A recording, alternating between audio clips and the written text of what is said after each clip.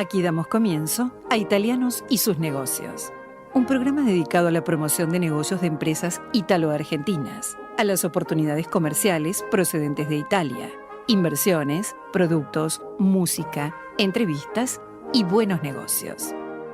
Promueve la Cámara de Comercio Italiana en la República Argentina. Producción general, Arturo Curátola. La Cámara de Comercio Italiana en Argentina ha creado la categoría de socio digital para que desde la distancia las empresas pymes y profesionales puedan acceder a oportunidades comerciales, cursos online y asesoramiento gratuito en comercio exterior, economía, créditos y legales. Comuníquese al 011-481-65900, 011-481-65900 o enviando un mail a ccibaires@ccibaires.com.ar. Asóciese, los esperamos. Estimados oyentes, que les habla Arturo Curátola, le da la bienvenida a este nuevo programa, 5º año de Italianos y sus negocios. Hoy con la ausencia por descanso merecido, nos acompaña el doctor Francisco Tosi, que está de vacaciones, conjuntamente con Claudio Farabola, nuestro secretario general, que también como columnista habitual de las novedades por Italia. Pero acompañándonos, ya no está el periodista Martino Rigacci, ANSA, ex ANSA, que nos acompaña con unas novedades importantes. Hola Martino, ¿estás ahí? Hola, ¿qué tal Arturo? ¿Cómo andamos? Bien, buenas tardes. Están en los controles Gerardo Subirana, como siempre, hace milagros porque nosotros estamos todos alejados unos de los otros, no los vemos, por eso ciertas descoordinaciones con producto de esta lejanía. Pero Gerardo hace milagros. Vamos a decir, Martino, que hoy nos va a acompañar Vicente Donato, director ejecutivo de la Fundación Observatorio PYME, entidad sin fines de lucro constituida por la Universidad de Bolonia, la Organización Techin y la Unión Industrial Argentina. La misión de esta organización o fundación, es promover la valorización cultural del rol de las pequeñas y medianas empresas en la sociedad, la investigación microeconómica aplicada y las políticas públicas de apoyo al desarrollo productivo. Pero hagámoslo más simple, digamos que hace un diagnóstico realmente importante y muy puntilloso el doctor Donato, porque él, dice, ¿por qué no se producen los puestos de trabajo en la Argentina que se necesitan? ¿Y cuáles son las razones? Hoy le vamos a preguntar todo esto para que de alguna manera nos vaya guiando en este diagnóstico que él hace, que es muy puntual, le reitero, y que, demuestra cómo estamos nosotros, en último de los casos, como último en América Latina, en la, construcción de empresas pymes. O sea, tenemos pocas empresas en el resto de Latinoamérica, ¿no? Así que Martino, vos tenés algo también para después en la segunda media hora, ¿verdad? Sí, vamos a mandar al aire una breve entrevista a Carlos Brasesco, que es un rosarino que vive en Venecia desde finales de los años 70 y es un artesano, hace máscaras. Las máscaras son el emblema, un poco el símbolo del Carnaval de Venecia, el más célebre, diría, con un perfil completamente distinto de los carnavales del mundo junto al de Río de Janeiro. Ahí está el perfil distinto. Y entonces nos va a hablar un poco de cómo fue este carnaval marcado por la post-pandemia, por la pandemia y por, en plena coincidencia con el estallido de la guerra en Ucrania, un clima realmente muy particular para un evento que es sinónimo de fiesta, ¿no? Claro, efectivamente, nos parece muy interesante porque aquí cambian los roles. No es un italiano que está en la Argentina, sino un argentino que está en Italia. O sea, por primera vez vamos a hacer muy importante algo distinto, en el ¿verdad? mundo justamente de las máscaras de Venecia, y que él mismo lo va a contar. Es una mezcla muy interesante de historia, arte, turismo, y con esa particularidad que tiene Italia para lo que es todo el mundo de la cultura, que es realmente muy, muy interesante. Tiene mucha tradición, pero también no deja de mirar al futuro, ¿no? Bueno, digamos que es un enfoque distinto de todo lo que hacemos nosotros habitualmente. Bueno, estamos esperando al doctor Donato que llame, pero mientras tanto podemos ir avanzando con algunas noticias, ¿te parece? Ok. De orden económico, digamos que, bueno, van a financiar las pymes a compras de bienes de capital argentino con tasas del 24%, por lo cual estamos hablando que son créditos subsidiados. Son muy interesantes, digamos, para las empresas que están destinadas a la compra de bienes productivos, defendidos, digamos, a plazo de pago con una tasa fija muy baja. Otra de las formas de conseguir crédito más barato que la inflación proyectada a través del mercado de capitales. Las pymes, digamos, en el mercado de capitales se financian a tasa del 36% a través de cheques de pago diferido. Pero estos son bastante caros todavía, digamos, aunque, digamos, si bien en relación a la inflación proyectada es baja, pero bueno, de cualquier manera nos parece a nosotros que debería digamos, tener cierto subsidio, porque la gente que va a pedir un préstamo, si se embala con un préstamo y después resulta que tiene problemas para pago, no, debe ser algo más o menos. Bueno, creo que está en el aire el doctor Vicente Donato. Sí, Donato, buenas noches. Hola, buenas noches, Arturo, mucho gusto. Gracias, acá nos acompaña Martino Rigacci, también periodista de ANSA, ex ANSA, y queremos decir que el doctor Donato es doctor en Economía Industrial de la Universidad de Bolonia, máster en Desarrollo Económico del Instituto de Studi per lo Sviluppo Económico de Italia, bueno, y también se graduó en Economía en la Universidad de Buenos Aires. Pero nuestra convocatoria hoy, Vicente, como siempre lo hacemos, que nos expliques un poco qué pasa con esto de los unicornios, que son importantes, pero que no alcanza. ¿Por qué no nos contás un poquitito cómo es el origen de todo esto?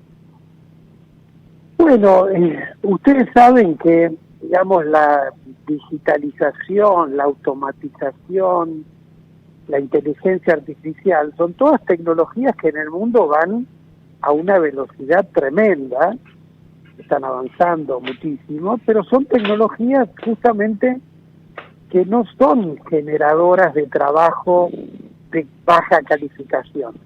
Son tecnologías que exigen trabajos de altísima calificación técnica y científica, y en ese desarrollo tan veloz y tan importante para el progreso tecnológico del mundo, quedan excluidas bajas de población, no solo en Argentina. Ustedes piensen en el fenómeno en Trump, ¿no?, donde la gente, los siderúrgicos, los metalúrgicos que quedaron excluidos de los procesos de crecimiento en los últimos años, las últimas 3, 4 décadas, son los que de alguna manera están reclamando como que la industria tradicional vuelva a Estados Unidos, sacarla de China y volverla a Estados Unidos.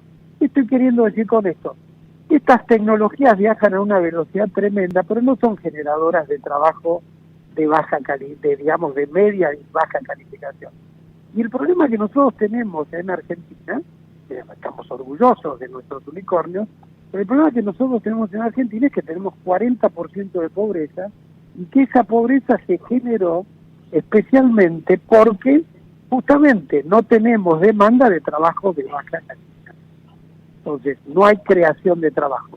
Podemos discutir por qué no hay creación de trabajo, pero ahora me parece que el punto es darnos cuenta que para que Argentina crezca como país sostenible, integrado, y que tenga una distribución de la riqueza, digamos, equilibrada, que no haga peligrar la democracia, porque no es que está en peligro la democracia en Argentina, pero como modelo en el mundo, lo que está pasando es que tanta exclusión de personas, la gente se pone inquieta y empieza a pedir cambios de régimen político. Eso es lo que está pasando en algunos países del mundo que estamos viendo. Entonces, ese no es un problema que tenemos en Argentina, pero sí en Argentina tenemos 40% de pobreza. Entonces, la pregunta es, si estamos subsidiando, ustedes saben que las industrias del conocimiento tienen un gran subsidio, digamos, tienen disminución de impuestos a las ganancias y tienen también una disminución muy notable de las contribuciones patronales, para justamente incentivarla. La ley, que era la vieja ley del software, ahora se transformó en la ley de industria del conocimiento. Yo no estoy en contra de esa legislación y de ese subsidio.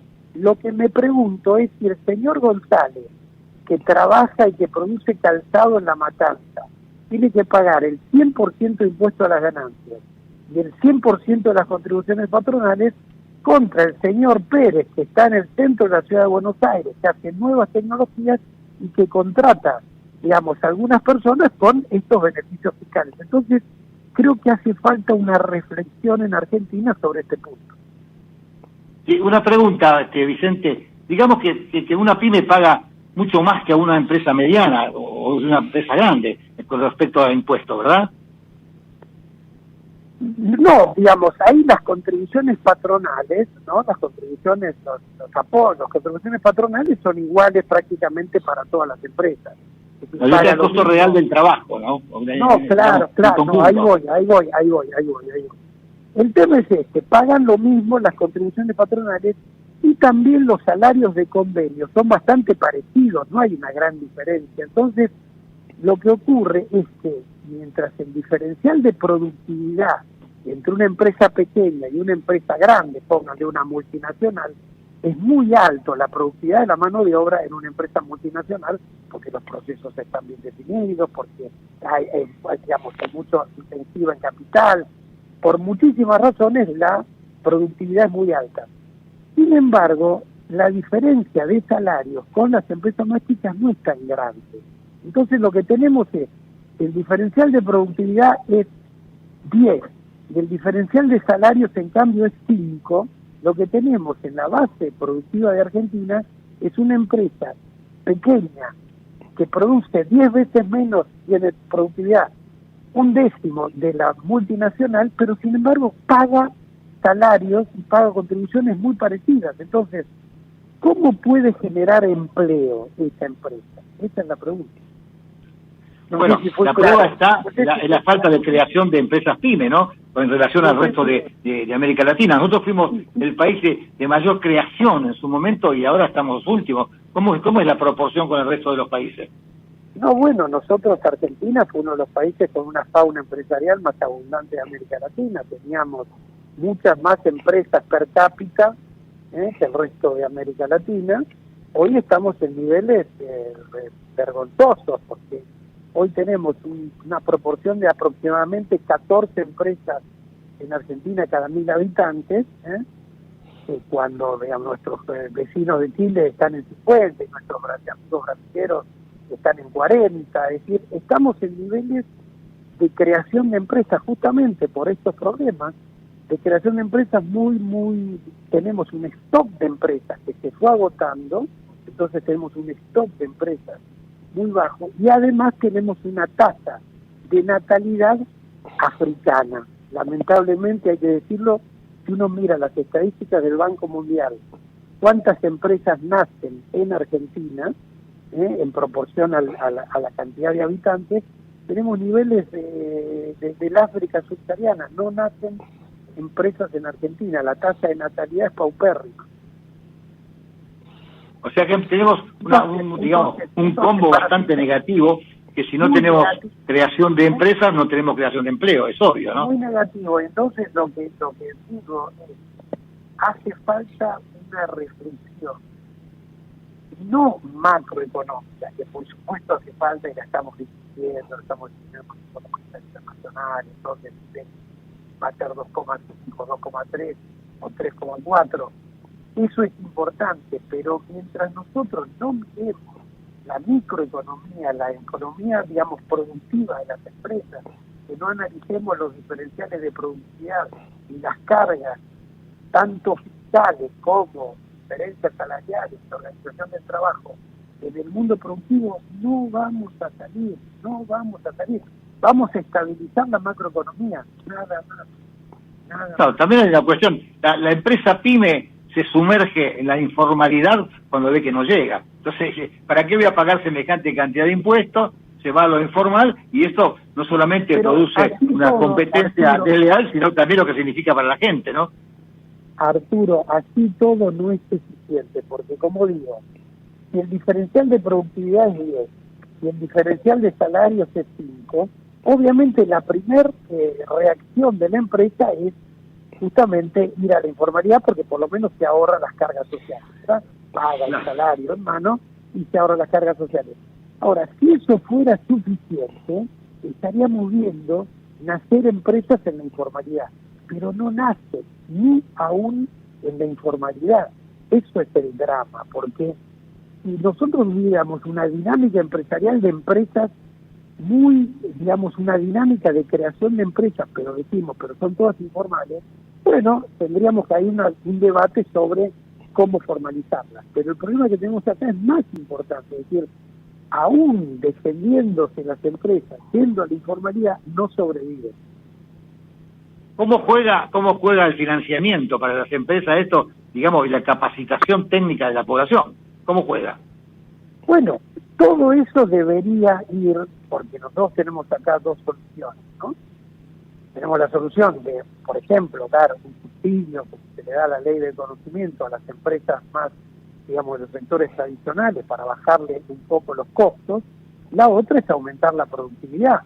Entonces, si el diferencial de productividad es 10, pudiéramos ir a un diferencial de productividad, digamos, de 5, estaríamos mucho mejor porque la diferencial de salario es 5, entonces estaríamos igualando salario con productividad. ¿Cómo se aumenta la productividad? Bueno, la productividad se aumenta con modernización de las empresas, con crédito, para que las empresas se equipen, para que califiquen y organicen mejor sus recursos humanos. Entonces, el tema del financiamiento de la actividad productiva con criterios justamente razonables para las empresas más chicas es un tema central. Y la modernización de los recursos humanos, la organización productiva, es decir, tenemos que atacar el problema desde dos lados. Ayudarlas para que el diferencial de costos con las grandes, digamos, pueda ser favorable para las empresas más chicas, reducirle los costos, por ejemplo, con estos sistemas de contribuciones patronales y de impuestos diferenciados, así como lo hace la ley del conocimiento, y además al mismo tiempo uso de crédito para las empresas y a programas de asistencia técnica para aumentar la productividad. Los dos puntos hay que tocar, hay que aumentar la productividad y al mismo tiempo bajarle los costos laborales a estas empresas. Sí, también en la cuestión de financiamiento, si bien se está ofreciendo, digamos, para bienes de capital tasa del 24%, también acá al poner las normas de Basilea, sobre todo para los bancos, nos pone contra la espalda y la pared. No todo el mundo cumple, digamos, a rajatabla las condiciones que un banco te exige. Si los bancos siguen impertérritos con las mismas condiciones. Si bien hay sociedad de garantía recíproca, pero esto también aumenta el valor del crédito. O sea, hay muchas cosas que nosotros decimos todos los días de que estamos enfermos, pero no estamos haciendo el diagnóstico que estás haciendo vos, Vicente, pero que nos muestra realmente con una cantidad de falencias que agrupadas, dice, es imposible que las pymes puedan crear empleo. Cuando se niega, por ejemplo, no digo una reforma laboral, sino un régimen especial para las pequeñas y medianas empresas. Yo no quiero que esté desprotegido un obrero ni un empleado, pero sí tiene que haber un régimen especial para una pyme o una micropyme. Una empresa que tiene, una micropyme que tiene 10 personas no puede tener el mismo régimen laboral que una empresa con 10.000. Me parece que es un absurdo. Exactamente. Yo creo que no hace falta una reforma laboral. Simplemente hace falta trabajar sobre productividad. Digamos, el tema de la reforma laboral es muy complejo y no se puede abordar en una conversación y, digamos, es un tema realmente complejo. Yo creo que en este momento no tenemos que perder tiempo en debatir una reforma laboral y tenemos que invertir todo nuestro tiempo en ver cómo subsidiamos los costos de las empresas que están creando, que necesitan crear trabajo, y cómo aumentamos, cuáles son los instrumentos para aumentar la productividad. Las dos cosas tenemos que atacar. Y cuando digo subsidiar, no digo más gasto público, porque de alguna manera... Entiendo. ¿Perdón? No entiendo lo que estabas diciendo, sí, correcto. Perdón, digo, cuando digo subsidiar, ustedes piensen, es lo que decías vos, Arturo, muchas empresas van a la informalidad, ¿verdad? ¿Dónde está concentrada toda la informalidad de la Argentina? El 80% de la informalidad laboral en Argentina se concentra en empresas que tienen menos de 10 ocupados, ¿verdad? Entonces, claro, son 3,5 millones de personas aproximadamente. Esos 3,5 millones de personas no tienen, digamos, no van a tener jubilación, no tienen contribuciones, digamos, sociales, están en la informalidad. Entonces, Terrible, terrible. ¿por qué no hacemos ahí, por qué no hacemos un esfuerzo ahí, justamente si ya no pagan, ¿por qué no podemos formalizarlos eximiendo de las contribuciones patronales a esos 4 millones de personas, pensando que esos 4 millones de personas van a estar más integrados a la vida social, más integrados a las empresas, más orgullosos de poder trabajar formalizados? Eso va a tener también un impacto positivo en la productividad. No puedo, digamos, ahora entrar en detalles técnicos, pero hay un plan para eso. Desde la Fundación lo hemos venido trabajando desde hace años, y ese es un proyecto, una idea que hay que trabajarla, estamos para discutirla, pero no necesariamente una reforma laboral, y analizar la base productiva de Argentina con datos, no con teoremas.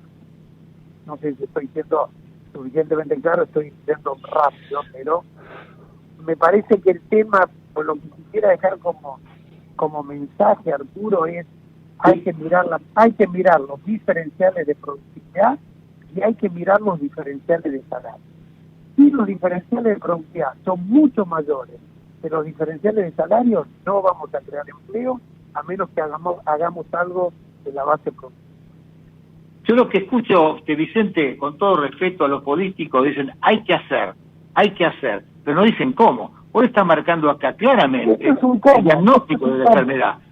Acá está bien clarito. Si nosotros queremos seguir creando empresas pyme, que son las que generan trabajo, acá están los motivos de la enfermedad. El diagnóstico está. Ahora, con voluntarismo no se va a ningún lado. Acá vos tenías también en esto, digamos, una carga tributaria que informa el Banco Mundial, que nuestra diferencia con respecto a los demás países es realmente importantísima.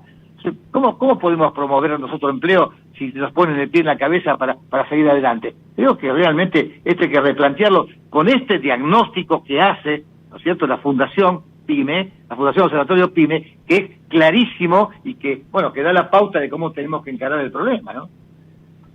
Claro, estaríamos muy contentos de poder aportar al debate. A ver, don Martino Rigacci, está acá el periodista, que por ahí alguna pregunta que Martino. Sí, no, muy interesante todo. Tu planteo inicial, Vicente, me pareció súper estimulante, también el resto, pero mirando a la primera parte de todo lo que dijiste, en esa especie, en esa suerte de lucha, entre comillas, estoy haciendo un discurso esquematizado, por supuesto, entre unicornios que no crean trabajo y pymes, y las diferencias que hay de la mirada impositiva hacia las dos áreas, me pregunto si, digamos, el tema clave no es justamente el de tener sistemas impositivos inteligentes, entre comillas, cuyo único objetivo no sea recaudar y nada más, sino ir graduando sobre digamos, el capitalismo avanza, va para atrás, crea nuevos protagonistas, y vaya si los unicornios son nuevos protagonistas. Entonces, el tema no es, como que no parte tanto del lado de la producción, sino justamente de una sensibilidad mucho mayor del lado impositivo. Y esto me llega a la otra pregunta que quiero hacerte, que está vinculada. ¿Cómo resuelve este tema, esta especie de dicotomía, ¿no? Otros países avanzados desde el punto de vista impositivo, ¿cómo tratan a los unicornios? ¿Hay mucho beneficio también o no? No, pero digo, a ver, una cosa clara, yo no estoy diciendo, justamente quiero dejarlo esto claro, no estoy diciendo que los unicornios son, digamos, no, digamos que no tenemos que, o que los unicornios no son, todo lo contrario. Lo que digo es, tenemos que ver, esos unicornios van veloces y van solos. Nosotros tenemos que ver cómo hacemos para darle el empujón a los que no van veloz, no van solos, pero son los que generan la mayor cantidad de trabajo para tener una sociedad más democrática y más justa, más democrática, porque digo, con 40% de pobres, de gente que apenas alcanza a necesidades básicas, no es muy democrático esta situación. Hay que mirarla, esta situación. Pero entonces, ¿qué hacen los otros países? en los otros países, los diferenciales de productividad entre tamaños de empresas y entre distintos sectores son muy bajos. Los países que han logrado la convergencia de productividad. Esto es un dato clave, me parece, Vicente. Ese es un dato totalmente clave, porque el desarrollo es convergencia de productividad. ¿Por qué hay? ¿Por qué comprar? O sea, esa convergencia de productividad, en cierto sentido, disipa o hace disminuir de manera significativa el problema. Por supuesto, porque cuando vos tenés una convergencia, tenés bajos diferenciales de productividad, también podés tener un régimen fiscal bastante mejor, porque la divergencia es baja. Ahora, cuando tenés una divergencia como en los países en vía de desarrollo, tremenda, que además se está ampliando, tenés un problemón en la base. Entonces, claro. Entonces, países como Italia, digamos que no todo lo que oro, pero han hecho un trabajo histórico. Ustedes saben, digamos, en Italia hubo mucho debate, ahora no hay tiempo de entrar, pero ustedes saben, si vos se acuerdan, la ley del artigianato, ¿no? La ley del artigianato era una ley que trataba de manera muy estricta a las empresas de menos de 10, 12 ocupados, ahora no recuerdo exactamente la franja, donde además el dueño trabajaba en empresas, no era un accionista, ¿verdad? Entonces, eso fue lentamente. El diferencial de productividad en Italia es un poquito más grande que el de acá. Las empresas... Vicente, te pido por favor, ¿podemos esperar unos minutos? Vamos a la noticia y volvemos. Bueno, a las noticias vamos, Gerardo, adelante. AM1220. Estamos con vos. Estamos en vos. La Posada Morada dos Ventos te espera en Pipa, la mejor playa del nordeste de Brasil, única por su bahía con delfines. 12 exclusivos departamentos estilo bungalows totalmente equipados sobre una pequeña colina con suave brisa constante en un predio de 5.000 metros cuadrados. Antes o después de la playa, descansa escuchando el canto de las aves en nuestras 3 piscinas circulares. Podés venir con cualquiera de las vacunas aplicadas en Argentina. www.moradadosventos.com. Morada Dos Ventos, Pipa. El primer lugar cuando decidas viajar. Omint Digital, la primera plataforma online para cotizar y comprar un plan médico con cobertura nacional para vos y tu familia. Ingresá en omintdigital.com.ar y conoce más. Superintendencia de Servicios de Salud. Órgano de control de las empresas de medicina prepaga. 0800-227-2583. SSSsalud.gov.ar. RNMP 1336.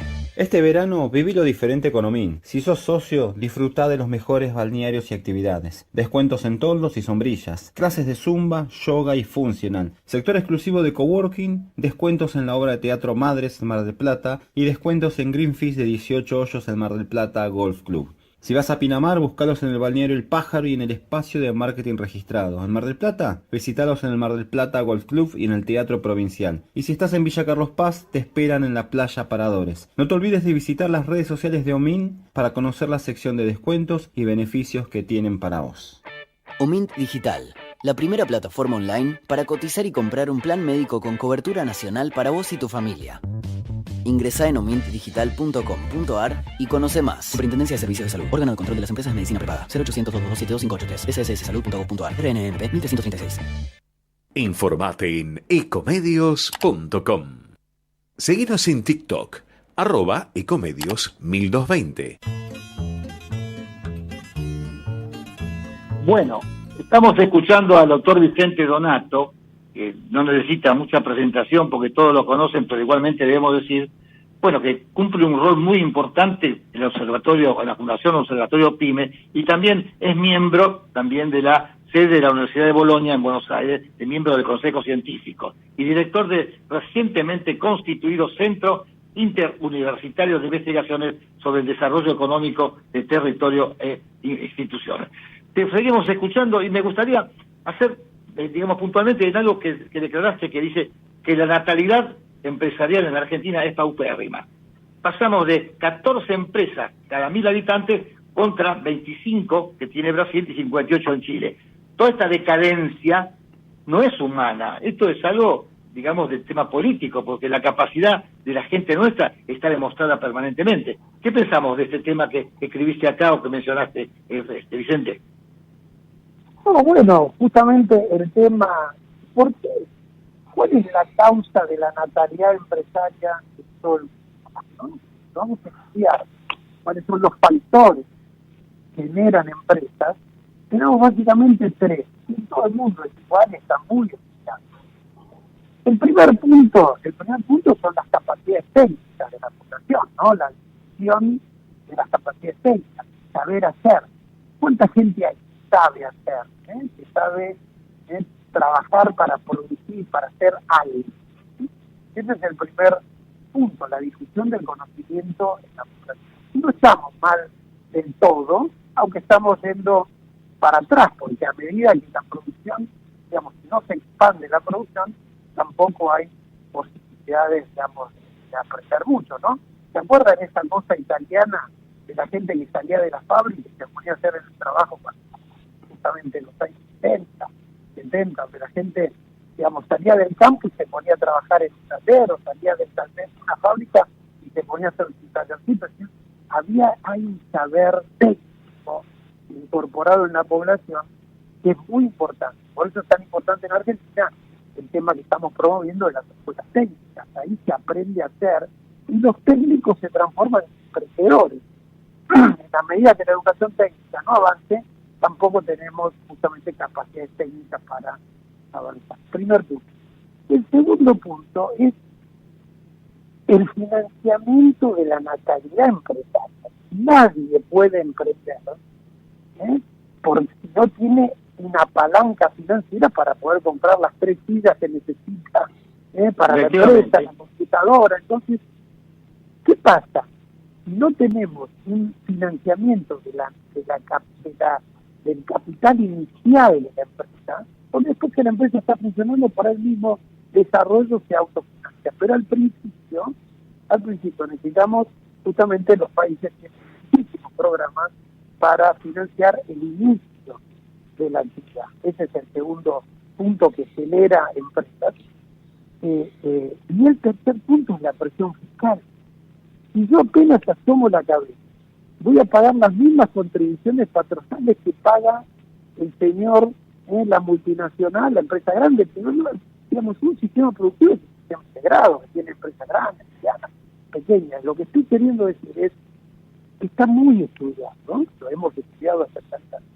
Las variables que determinan la natalidad empresarial son estas tres: conocimiento técnico, financiamiento de la actividad inicial y una política impositiva que permita tomar la cabeza. Entonces, si en esas tres cosas no ponemos atención, no va a haber natalidad. Diagnóstico correcto. Ahora yo pregunto, discúlpame que te interrumpa, Vicente, pero los políticos no escuchan todo esto, digo yo. No es cuestión de voluntarismo sencillamente, sino sentarse a ver cómo resolvemos estos problemas. Porque no es una cuestión de, sí, hay que hacer. Yo escucho a todo el mundo, hay que hacer, pero nadie dice cómo. Y aquí con este diagnóstico que vos has hecho con crudeza y con realismo, bueno, se dice cómo. Entonces, ojalá escuchen los políticos, no sé si este programa, pero por lo menos que escuchen a Vicente Donato, director ejecutivo de la Fundación Observatorio PYME y de la Universidad de Bolonia, que ha hecho un diagnóstico para cómo tiene que curarse, o por lo menos empezar a curarse, esta enfermedad que es la desocupación, la falta de mano de obra. Gracias, Vicente, por tu tiempo, como siempre. No, muchas gracias por llamar y muchos éxitos en el programa, que cada vez me gusta más. Gracias, Vicente, gracias. Vamos a llamar en otro momento porque sabemos que permanentemente estás trabajando con este tema. Han escuchado a Vicente Donato, director ejecutivo de la Fundación Observatorio PYME. Un abrazo, Vicente. Bueno, Martino, ¿estás ahí? Estamos. Bueno, vamos a hablar de... nos dejó de espalda, Vicente. La verdad con que muchas preguntas para hacer, ¿no?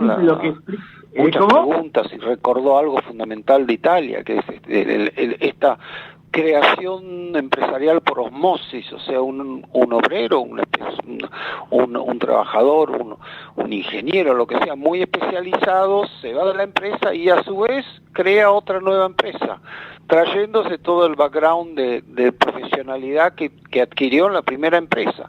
Ese es un mecanismo profundamente sano, creo.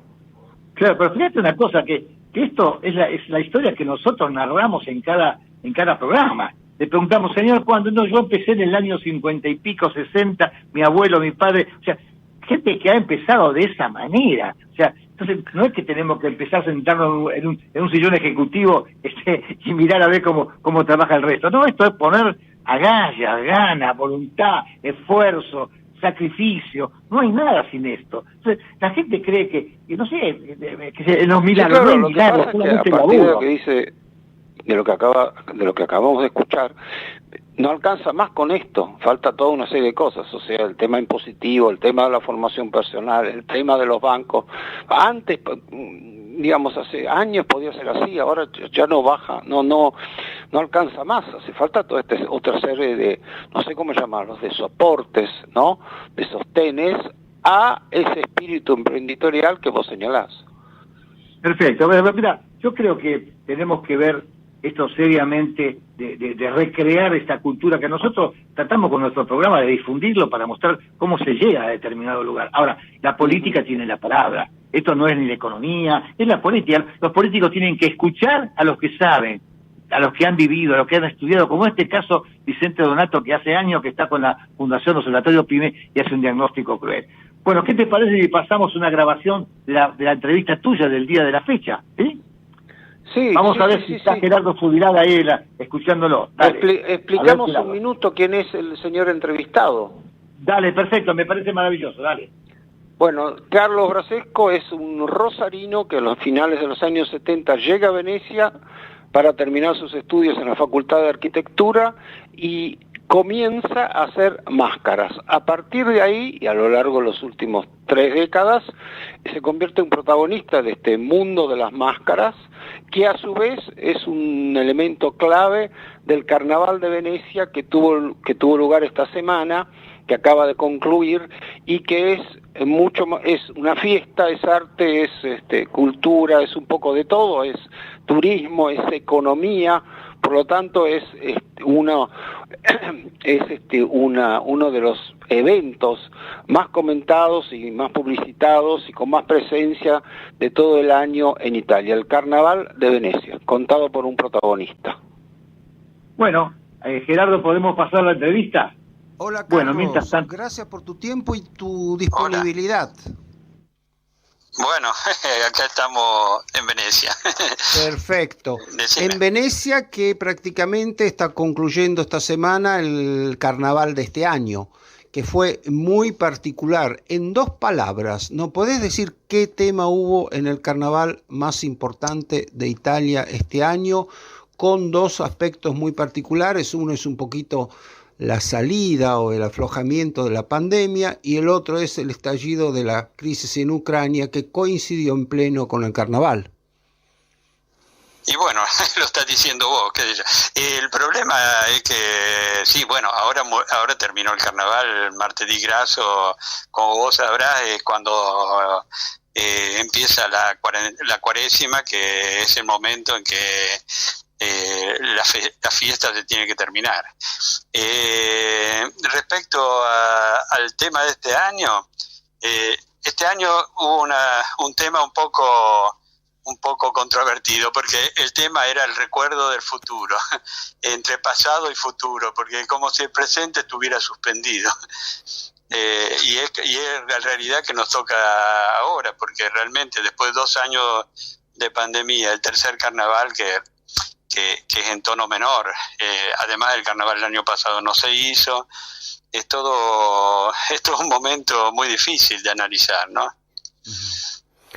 Vos que te ocupás desde hace tantos años de lo que es una especie de emblema de los carnavales, que es las máscaras. Sí. ¿Cuáles fueron las máscaras más vendidas y hubo alguna referencia en la venta a la política o a la pandemia?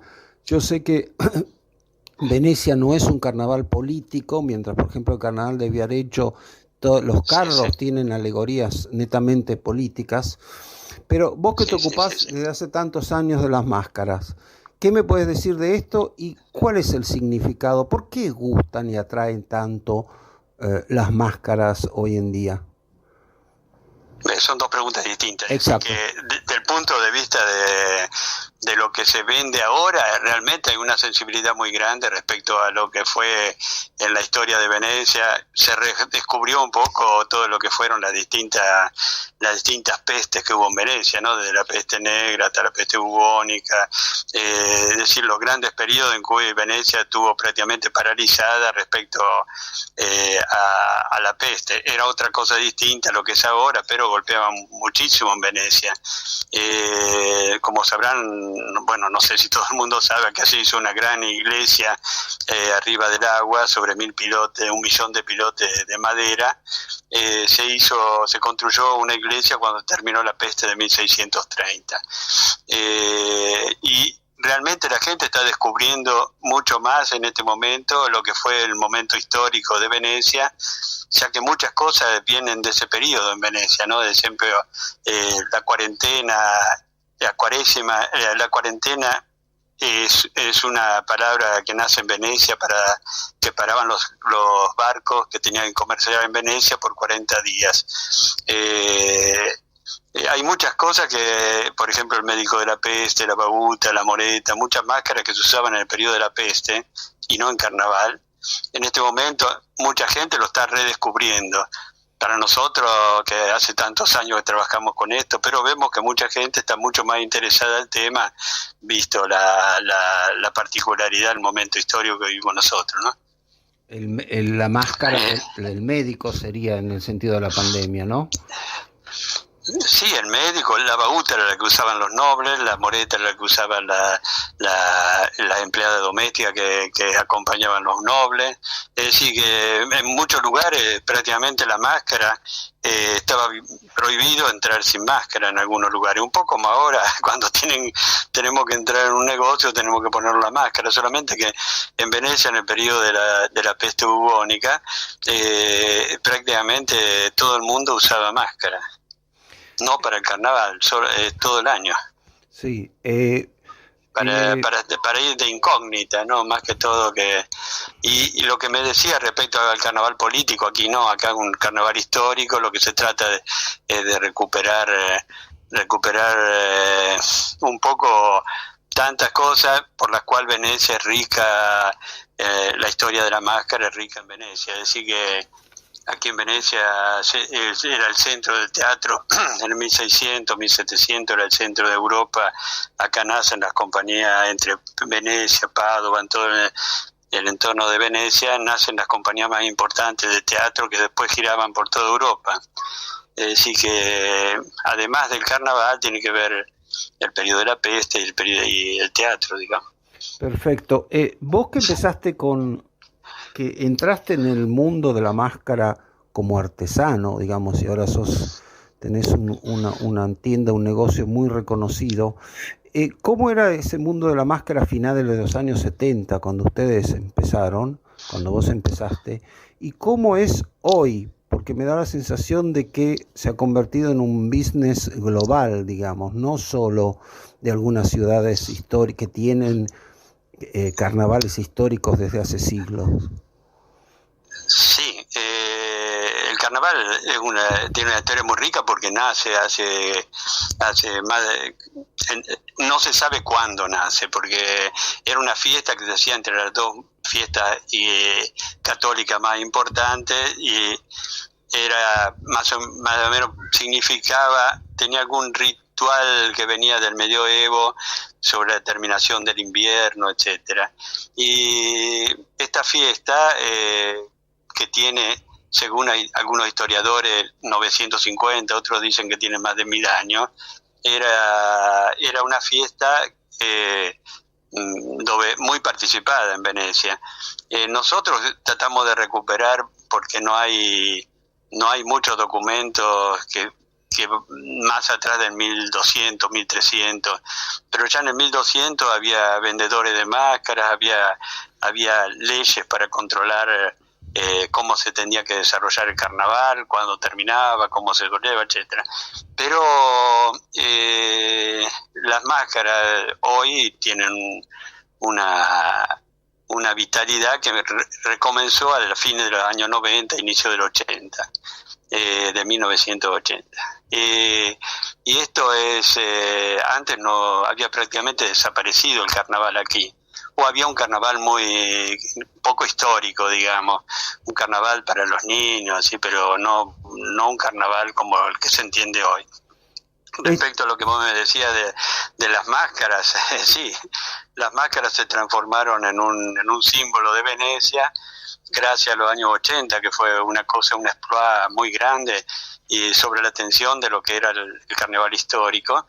Y ahí empezó todo un business, digamos, respecto a las máscaras, y eso degeneró un poco la parte histórica y cultural, y se transformó en una cosa, en un souvenir de Venecia, digamos, que eso también es un problema porque llegaron máscaras de China, máscaras de cualquier lado que hechas industrialmente, así que la imagen de Venecia se deterioró al fin de los años 90, digamos.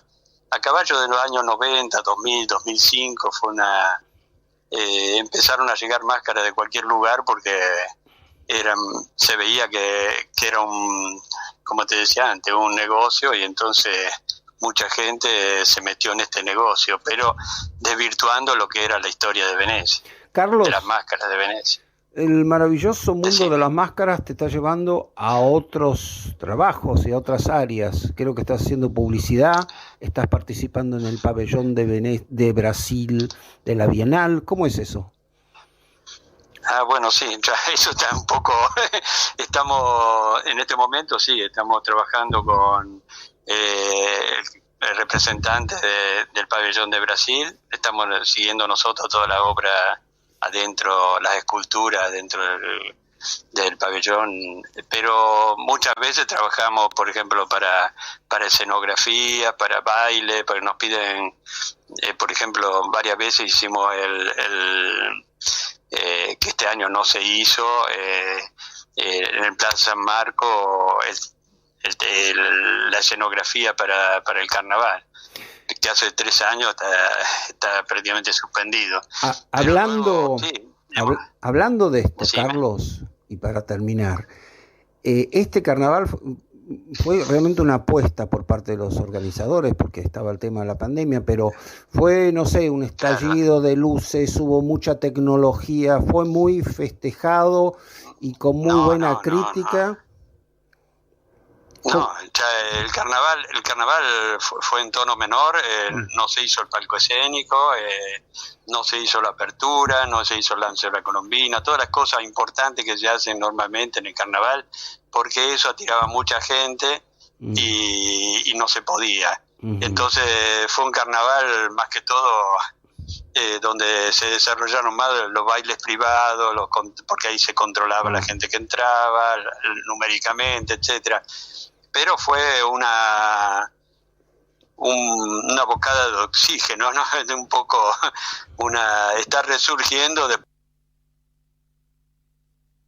Bueno, Martino, te interrumpió. ¿Me escuchás, Martino? Está claro que el llamado telefónico se interrumpió y termina de manera abrupta, pero bueno, es un panorama. Bueno, pero realmente hemos escuchado a un argentino en Italia, bueno, que hemos invertido lo que habitualmente hacemos aquí en nuestro programa, de Carlos Brasesco y su mujer Carolina, que hace de los años 80 que están fabricando máscaras en Venecia. Qué cosa interesante. Bueno, Martino, un muy buen reportaje, no quiero la interrupción, pero no faltará para nuevamente en otro momento.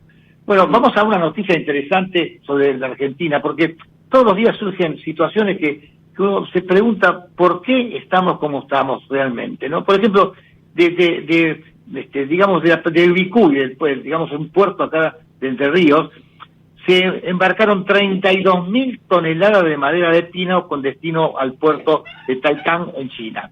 Esta operación de exportación es un producto de Entre Ríos y Corrientes y se suma a un nuevo embarque, digamos, con la llegada a África Kestrel, un buque ultramarino que llegó este viernes al puerto de Concepción del Uruguay, proveniente de Lisboa, Portugal. O sea, estamos exportando permanentemente otros materiales, otras cosas nuevas Y la operatoria, por ejemplo, digamos, va a recibir en el puerto de Concepción del Uruguay, que son grandes puertos, sino son puertos pequeños provinciales, un carguero de nada más y nada menos de 180 metros de eslora. La verdad que estamos sorprendidos por las cosas que están pasando, porque la Argentina tiene un gran potencial. Lo que hace falta también es el potencial que hablaba hoy Vicente Donato para que las empresas pyme generen más empleo, porque las grandes ya tienen otra estructura. Digamos, por ejemplo, que ahora está la Expo Agro de 2022 y está el Pabellón de Italia. El Pabellón de Italia participa colectivamente por cuarta vez en el tradicional evento en San Nicolás de los Arroyos, digamos, y confirma el interés de las empresas italianas vinculadas a la cadena de mecánica agrícola. La participación italiana está organizada por el ICE, la Agencia Italiana de Comercio Exterior, Oficina de Buenos Aires, junto con la sede central de Roma, en colaboración con la Embajada de Italia en Buenos Aires. Federunacoma, Federación de Fabricantes Italianos de Máquinas Agrícolas, quienes se presentan en forma colectiva con un importante grupo de industrias. Fijémonos, por ejemplo, ¿no? De maquinaria agrícola están las siguientes empresas: Alpeo, Sociedad para Acciones, después Nardi Group, SRL, después Rainieri SRL, están todos máquinas agrícolas, Spaperi, maquinarias agrícolas, y después otra también, Musi, Sociedad Anónima. En una palabra. Y después, en total, componentes, son 14 empresas en total. Hay algunas como Annori Reverberi, Sociedad para Acciones, Araj, Braldia, Nardi Group, es decir, todas empresas dedicadas al Expo Agro. ¿Por qué? Bueno, porque tiene alta tecnología Italia. Nosotros sabemos que, por ejemplo, si tenemos que hacer, máquinas que son para los olivos, no hay mejores que las italianas. Y otras máquinas pequeñas que son para espacios pequeños. Y bueno, toda esa tecnología hace que las empresas italianas tengan muy interés en nuestro país. Realmente son productos de alta tecnología y compiten a nivel mundial con las más prestigiosas fabricantes, de otros países. Italia exporta a Argentina carretillas aspiradoras, así como otras máquinas y equipos destinados a cultivos intensivos del sector vitivinícola, de la jardinería. Bien, estamos bien posicionados. El valor de las exportaciones italianas de este sector a la Argentina fue cercano a 23.8 millones de dólares durante el año 2021, con un crecimiento del 75%, del 75.9% respecto al 2020. Bueno, estamos entonces, el mundo se sigue moviendo a velocidad, aunque en algunos casos no todo es beneficio. Por ejemplo, esta situación que ha producido la invasión rusa a Ucrania, está perjudicando, de una manera notable las exportaciones de merluza, limones y maní. Los argentinos son más perjudicados y ahí, a Ucrania se estaba exportar 40 millones de dólares anuales. O sea que es una suma interesante para las pequeñas y medianas empresas, ¿no es cierto? Se movieron mucha plata, por ejemplo, en Rusia el año pasado, entre importación y exportación, 1.300 millones. Ahora esto es toda una situación compleja, porque, de la Argentina llegaron de Rusia productos como ferrocílico, manganeso, o sea, mezcla de urea con nitrato de amonio de soluciones, y productos que se utilizan fundamentalmente para la agricultura. Todo esto son complicaciones, ¿no? Bueno, faltan unos minutos para decir, perdón. Bueno, Martino, contame un poquito, ¿tenés algo más para agregar? No, esta última reflexión que estabas diciendo, ¿no? Creo que hay un tema de fertilizantes importante desde Rusia. Y creo que uno de los temas del viaje que Bolsonaro hizo a Moscú hace muy pocos días era justamente el de los fertilizantes rusos. Por lo tanto, pero este es solo una parte pequeña de yo ya no sé más cómo definirlo, ¿no? De está todo patas por arriba a raíz de la guerra, de esta guerra que ya ha cambiado, en una semana ha cambiado muchísimas cosas, pero de esto hablaremos quizás en otros programas. Sí, digamos como última noticia positiva, digamos que hay una empresa que se llama Econovo, que son cordobeses y exportan equipos de reciclaje al mayor comprador del mundo. Digamos que son a Estados Unidos, hay recolectores y compactadores de residuos.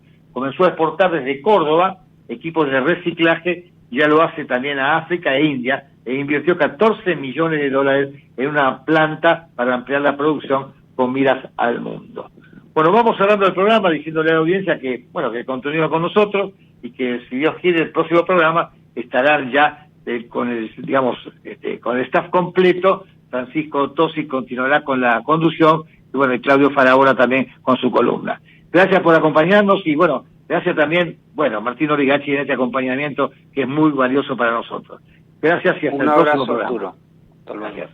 Enel Generación Costanera. Generamos energía para construir juntos un futuro mejor. Conoce más en enel.com.ar. No dejemos de cuidarnos.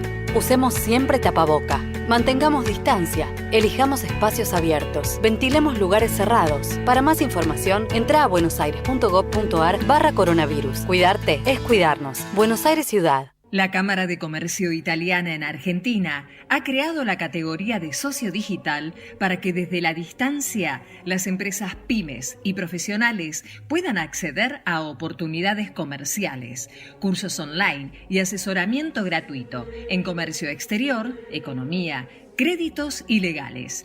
Comuníquese al 011-481-65900, 011-481-65900 o enviando un mail a ccibaires@ccibaires.com.ar. Asóciese, los esperamos.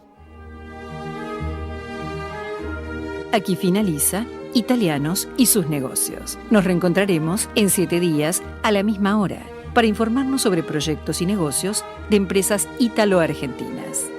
Promueve la Cámara de Comercio Italiana en la República Argentina. Producción general, Arturo Curátola.